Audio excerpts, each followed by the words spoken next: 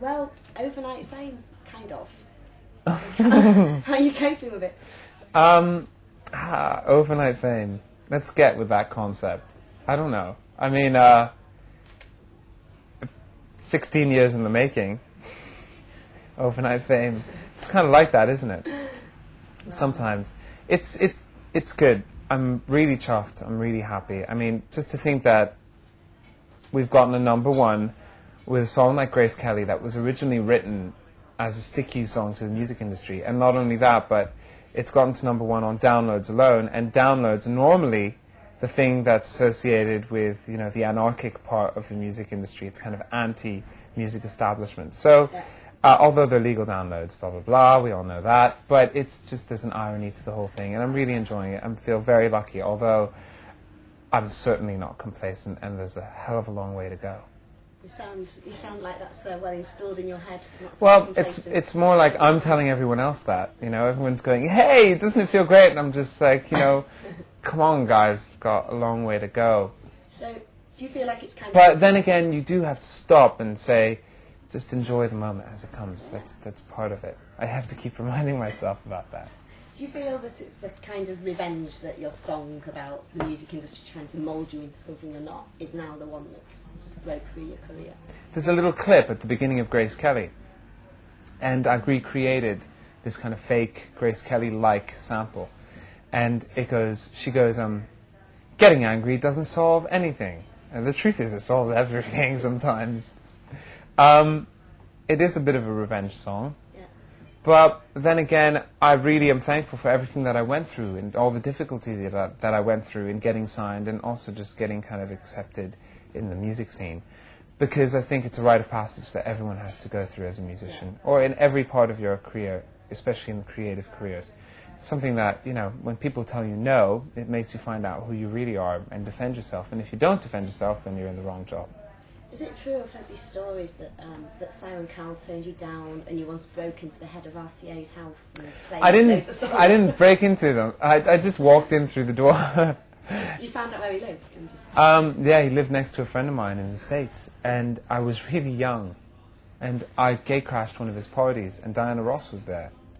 And I just played like 4 or 5 songs at the piano in front of everybody. Did you not say, who is this? They did. Everyone stopped. Everyone stopped. And they all kind of like were looking. I was like 15 years old. And I was singing all these songs. 14 probably. And when I got up there, I was just like, what on earth am I doing? I am out of my mind. But once I was there was no turning back, so I just kept going. You know, a lot of funny kind of like break stories happened to me during the course of my childhood, but often they just led to a rejection letter in the end because people got interested and they got excited because I was clearly different doing my own thing and I clearly wanted it, but they didn't really know what to do with me once they had me. So they wanted to turn you into Craig David, is that right? Oh, and among others, no discredit to Craig David. Naturally. And is it true that Simon Cowell knocked you back? I met him when I was really young, at around 16 years old, and this was pre-Pop Stars, Pop Idol. It was Pop Stars first, yeah. Pop Stars fame. So he heard my stuff, and he didn't really get my songwriting, and he said something that was really revealing. He said, we already have the songs. We've got people who write the songs. We're looking for the singers. And as soon as he said that, it became very clear that although he was clearly very good at his brand of manufactured pop music, it really was nothing to do with what I wanted to do. And that's, you know, it was good because at an early age I realized that the music industry has many parts to it and you have to find the part of it that works for you. Yes. Yes, definitely. So you weren't ever tempted to go on X Factor or Pop Idol and join as one of these? No, not in the slightest. I was never tempted to go on X Factor. I think that they would laugh me off, quite frankly, and I mean that wholeheartedly. Do you think they're a musical abomination? Do what? All these TV talent shows, do you think they're a really bad thing? Well, not really, because they're talent shows, and they're not really music shows. They use music, but more than anything, they're just reality TV entertainment. And I think everyone knows what they're involved in, and if you're a viewer or if you're a contestant or if you're a judge, everyone's taking part in it, knowing full well what they're doing. And people were asking me, well, doesn't it make you angry when a track from a program like that goes to #1, it doesn't move? And I was like, no, because obviously everyone that watched the program and everyone who supported an act that they liked and voted for it feels like they were part of the creation of that act. So if you've helped create Leona Lewis, then of course you're going to go out and support her and buy her song. And everyone knows what they're in it for, and it's entertainment. And like I said, it's just a certain sector of an industry. Yeah. Is it what I consider music? No. But moving on to thank people God. that I think you probably do consider music. You've been compared to a lot of big names: Elton John, Robbie Williams, Jake Shears, Freddie Mercury, most of all. How do you feel about that? I've been compared to some pretty amazing people. I feel very chuffed about it. As far as I'm concerned, it's a big compliment. And when you come from nowhere, people have to compare you to people in order to place you. So I feel kind of lucky that I'm being compared to people I like.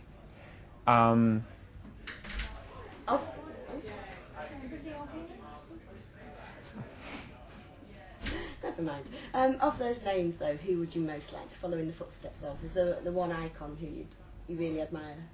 I don't know. I have no footsteps to follow. And I just, musically, I think that they've all, some are further down their career. I mean, someone like Elton John's really kind of going wherever he wants, and I really want to go wherever I want musically and kind of like have fun. I know that I have a long way to go, and I'm just at the very beginning, and I have a lot to prove, and I have a lot to kind of discover and refine my craft as far as songwriting is concerned. So I hope that I can have, you know, the length of a career as someone like Elton John. We're talking about Freddie, obviously gets name checked. I mean, I think it's the biggest similarity there. Do you think there's a gap in the market for a new Freddie Mercury? And forgive me at the same time for saying. I wouldn't know. I think it's very dangerous to write music for gaps in markets. I've never done that. So I don't know. That's fair enough. Is it true, though, that certain members of Queen have been in touch with you and are coming to your launch party? They're not coming to my launch party because I'm doing this street gig for Motorola. So it's a real kind of like, if you're invited, it's because, well, there's not really much invitation. It's only because you've won a competition to get a ticket. That's what we wanted. We didn't want it to be kind of like a guest list invite thing. But yeah, I think some. It's weird because when I came over to London, I went to a school where there were a lot of other people who had moved around a lot as well. And it was really interesting seeing the effect that had on some of the kids. And some friends of mine really feel like they have no roots and they feel kind of dislocated. But I think a certain amount of instability is kind of a good thing for a writer because it means you question everything around you. And that's really important when you're writing songs or writing anything. Don't get too comfortable.